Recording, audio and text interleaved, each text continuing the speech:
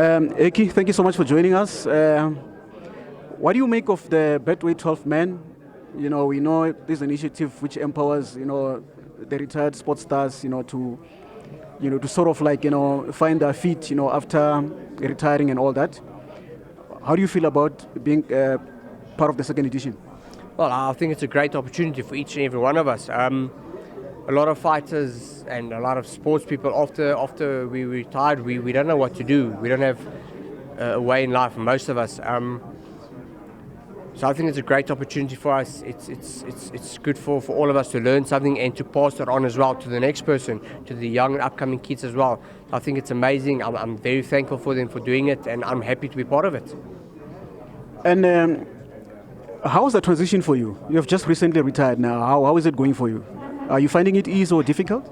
Well, it was hard. It's still hard to go to some events, to sit there and just watch. Like I said, I've been doing some commentating, which is weird to me to sit and commentate and not be in the ring. But I'm getting used to it. My parents spoke nice to me, my Colin spoke, and my wife spoke to me.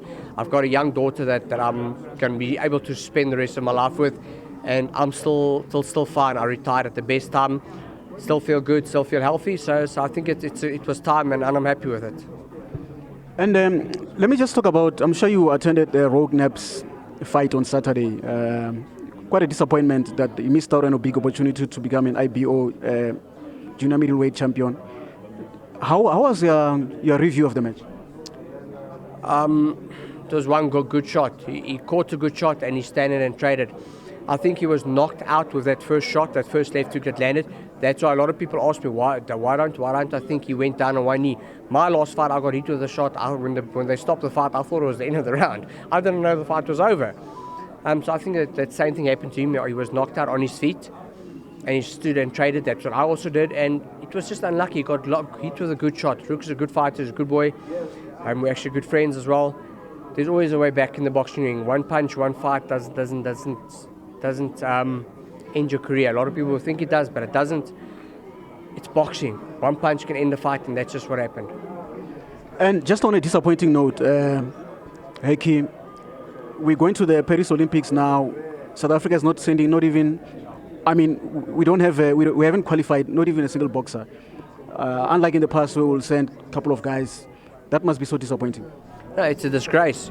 We're a fighting country. We've got so many good fighters in this country, and we've always been a fighting country. Boxing was the number one sport a few years ago. We had guys winning gold medals at the Olympics in the 60s and the 50s and the 70s. Why not now? I don't know what the problem is. I don't know why. It's actually a big disgrace. It's disappointing to me as an ex-fighter. I was also in the national team. I also could have gone to the Olympics. I also turned pro before that because it was run bad. I don't know how the amateurs are run now. I don't know what the problem is there. Did we even go to the qualifying? I don't know.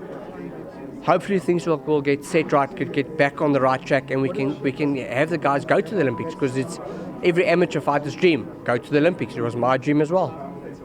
Hekkie, just how much of the shenanigans, the politics happening behind the scenes are affecting boxing? This could be one of the reasons. Yeah, it's a big factor in boxing.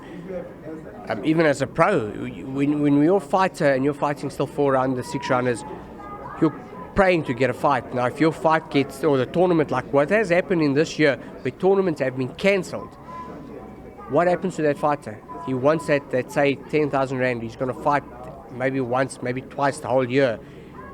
That's not enough money. That's why the guys are stopping boxing and going into other sports, or having to stop at all of any sport and starting to work to make a living, to put bread on the table. That comes first. Food to eat comes first. The family comes first. Some things need to happen to change that, and God willing, the new board that's been chosen can do that, and boxing can get back to where it should be, at the top. I wanted to ask about the new board. Are you hopeful and confident that things will change for the better? Yeah, most definitely. I think it looks good. It seems good, and I think the right decisions are going to be out. I hope it's going to get more people involved, bring more promoters to promote more fights, so there's not just one tournament every 2-3 months, so there's a tournament every month, or 2-3 tournaments every month, and get TV back involved, because there's better fights being put on, because that's what TV wants. People want to see good fights, not just TV pulled out because TV pulls out when there's not good fights on. That's just how it works. That's how life works. people are going to watch if there's good fights, and God willing, the new board will get that rolling and get more fights and get better fights put on TV and for people to watch. And lastly, are you still involved in the sport of boxing, and if so, in what capacity? Well, I train a few kids here, and I train 2 boys, Philp twins, which are going to be world champions in the future. They're both SA champions, amateur champions. I do commentating now and then on some shows, like on the Boxing 5 shows. I do commentating there. I love it. I enjoy it. So I'll always be part of boxing. It's part of me. It's in me, and it will always be part of me. Thank you so much, Hekkie, and all the best. Take care. God bless. Keep punching, guys. Thanks.